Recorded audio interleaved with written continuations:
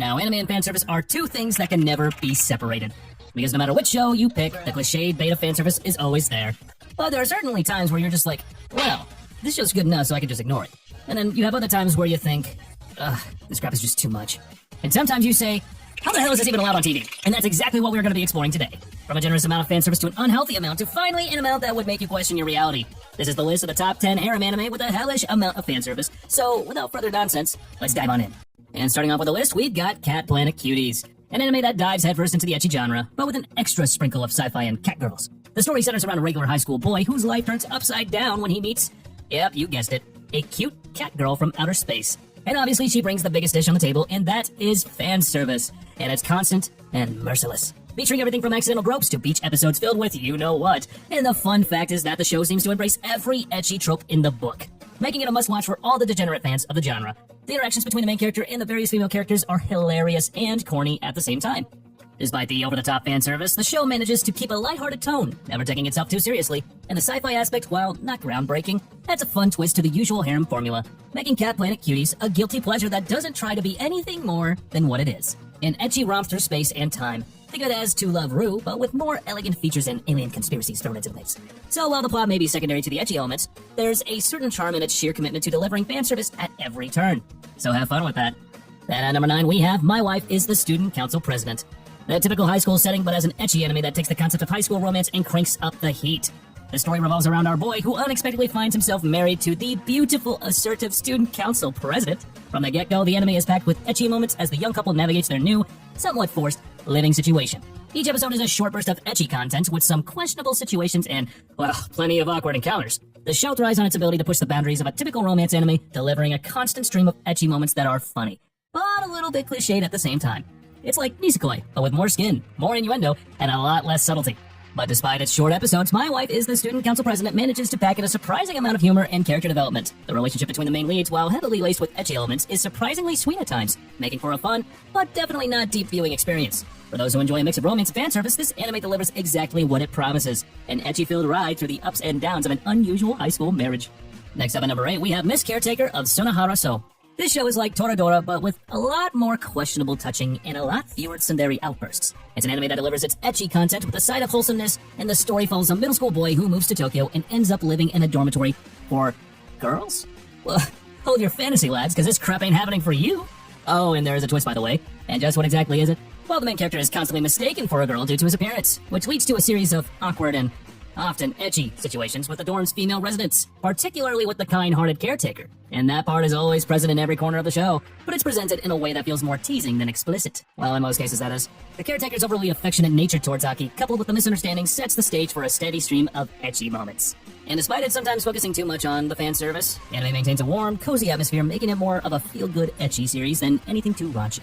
So for viewers who enjoy ecchi anime with a softer touch, Miss Caretaker of Sonohara So is a decent mix of fan service and heartwarming moments that's both enjoyable and easy on the eyes.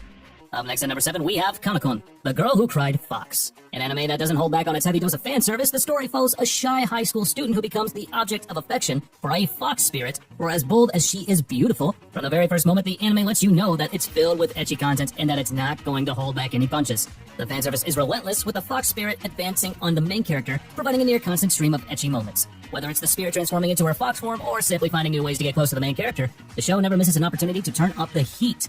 But despite its over-the-top fan service, Kanokon manages to be entertaining in its own right. The supernatural aspect adds a fun twist to the usual high school romance formula, and the show's lighthearted tone keeps it from ever feeling too serious. For fans of ecchi anime with a supernatural twist, Kanokon, The Girl Who Cried Fox, offers a wild fan service-filled ride that's as amusing as it is provocative.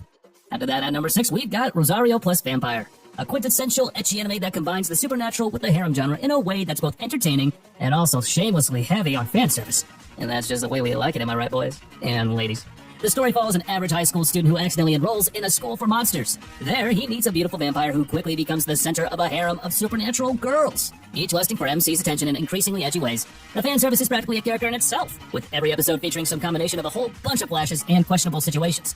Oh, and if you haven't noticed yet, this show, just like almost every other anime on this list, is a goddamn harem.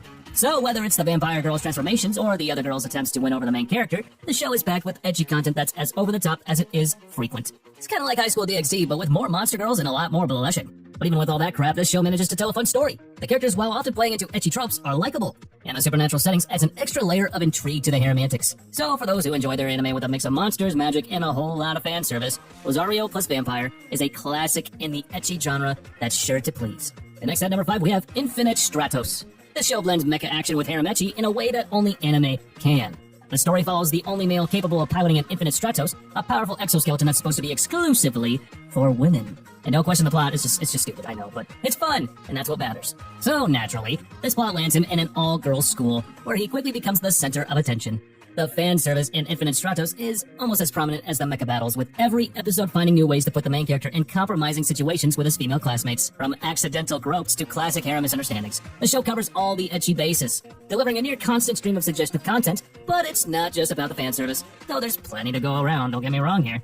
The mecha battles are well animated and exciting, and the various female characters each bring something unique to the table. So while Infinite Stratos may not break any new ground in terms of storytelling, it's undeniably entertaining, so go ahead and give this one a try. Then up here at number 4 we have a favorite, and that is Tsukumomo. Another anime that doesn't hold back when it comes to ecchi content. The story follows a high school boy who encounters Kiriha, a beautiful but mischievous spirit who takes the form of an obi. Now what's an obi? Well, watch the show, I'm not a Wikipedia. From the very first episode, Tsukumomo dives into the world of fan service, making it a central part of the humor and character interactions. But what sets this show apart from other ecchi shows is its surprisingly well-crafted story with intriguing supernatural elements. The battles between the main character and various malevolent spirits are intense and well animated, adding a layer of depth to what might otherwise be a straightforward ecchi comedy. It's like Inuyasha meets High School DxD, where the battles are intense, but so are the flashes. So it ensures that there's never a dull moment. The anime manages to balance its ecchi moments with some genuinely interesting lore, making it a show that's more than just eye candy. This, for those who can appreciate a good mix of action, comedy, and fan service, Tsukumomo delivers a package that's both entertaining and a little naughty. It's an ecchi anime that knows how to have fun while still telling a compelling story, making it a must-watch for fans of the genre. And at the top 3, we have I Couldn't Become a Hero, so I reluctantly decided to get a job. I'm seriously sick of these anime titles. I mean, just what's next? Describe what you had for breakfast? Anyway, this is an ecchi comedy that takes the concept of a hero's journey and flips it on its head. The story follows a would-be hero who ends up working in a magical appliance store after the Demon King is defeated. The show is packed with fan service, from the poorly dressed female characters to the frequent questionable situations that the main character finds himself in. Whether it's the Demon King's daughter who he works with and has a penchant for misunderstandings, or the other female employees who aren't shy about getting close up, the show never misses an opportunity to turn up the ecchi. It's a classic case of ecchi done right, where the fan service is so over the top that it becomes part of the joke. Each episode seems to find new and creative ways to place the main character in compromising positions, whether it's a wardrobe malfunction or an accidental fall that ends up with someone on top of him. It's an anime that knows exactly what it wants to be. Light, funny, and full of fan service. But as the runners-up of today, we have Brynhildr in the Darkness. Now, this is a darker, more intense take on the harem genre, but that doesn't mean it pulls back on the fan service. The story follows yet another high school student who meets a group of mysterious girls with supernatural abilities, who are just like witches. Oh boy, you won't believe what they're called. Witches. While the plot dives into some pretty heavy territory involving conspiracies, experiments, and life or death stakes, the show doesn't forget its ecchi roots. Throughout the series, there's a steady stream of fan service, from the witches revealing outfits to the frequent bath scenes and awkward, suggestive moments. It's almost as if the show is trying to balance out its dark storyline with some lighter, more titillating content. The fan service, while prevalent, never feels too out of place, and given the show's overall tone, it's like Elfenlied with a sprinkle of High School DxD, where the horror and the drama are mixed together with just the right amount of ecchi to keep things from getting too grim. But beyond the fan service, Brynhildr in the Darkness offers a genuinely compelling story with characters that you can't help but root for. Brynhildr in the Darkness offers an intriguing and entertaining experience. It's an anime that manages to blend the dark with the playful, resulting in a show that's both gripping and tantalizing. But at the top spot, we have the legendary High School of the Dead. Now, what would happen if you mix a zombie apocalyptic storyline with an entire ocean of fan service? Well, this is the crap you'll get. And it's good crap. Now, you must have heard of this anime at least once, because it's the pinnacle of blending action, horror, and ecchi into one explosive package. Set during a zombie apocalypse, the story follows a group of high school students as they struggle to survive in a world overrun by the dead. The show doesn't just bring the horror, it brings the fan service in spades, from gravity-defying physics to some of the most iconic slow-motion shots in anime history. And they're iconic for a reason.